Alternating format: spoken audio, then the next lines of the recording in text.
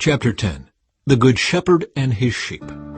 I tell you the truth, anyone who sneaks over the wall of a sheepfold, rather than going through the gate, must surely be a thief and a robber.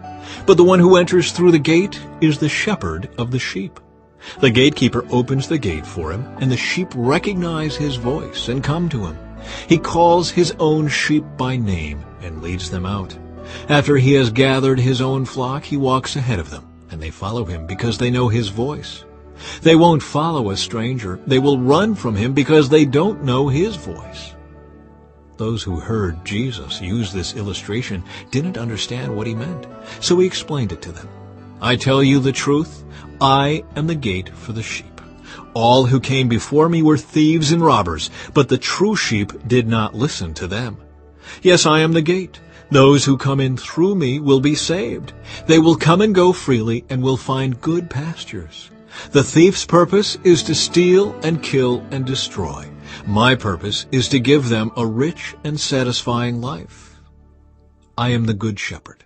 The good shepherd sacrifices his life for the sheep. A hired hand will run when he sees a wolf coming. He will abandon the sheep because they don't belong to him, and he isn't their shepherd. And so the wolf attacks them and scatters the flock. The hired hand runs away because he's working only for the money and doesn't really care about the sheep. I am the good shepherd. I know my own sheep, and they know me, just as my Father knows me, and I know the Father. So I sacrifice my life for the sheep. I have other sheep, too, that are not in this sheepfold. I must bring them also. They will listen to my voice, and there will be one flock with one shepherd. The Father loves me because I sacrifice my life so I may take it back again. No one can take my life from me. I sacrifice it voluntarily. For I have the authority to lay it down when I want to, and also to take it up again. For this is what my Father has commanded.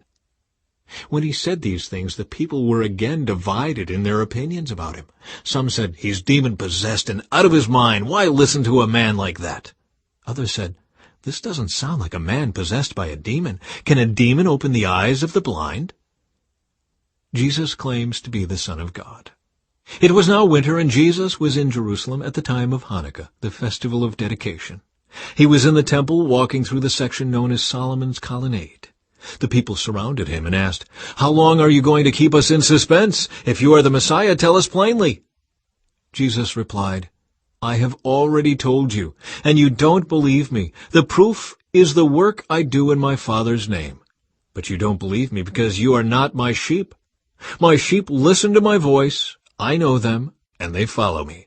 I give them eternal life, and they will never perish. No one can snatch them away from me, for my Father has given them to me, and he is more powerful than anyone else. No one can snatch them from the Father's hand. The Father and I are one." Once again the people picked up stones to kill him. Jesus said, "At my Father's direction I have done many good works. For which one are you going to stone me?" They replied, "We're stoning you not for any good work, but for blasphemy. You, a mere man, claim to be God." Jesus replied, "It is written in your own scriptures that God said to certain leaders of the people, 'I say you are gods,' and you know that the scriptures cannot be altered. So if those people who received God's message were called gods, why do you call it blasphemy when I say I am the Son of God? After all, the Father set me apart and sent me into the world. Don't believe me unless I carry out my Father's work.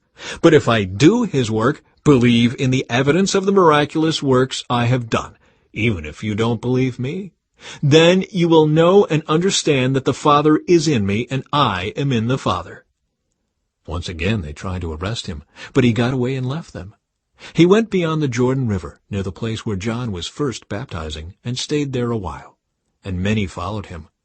"John didn't perform miraculous signs," they remarked to one another, "but everything he said about this man has come true." And many who were there believed in Jesus.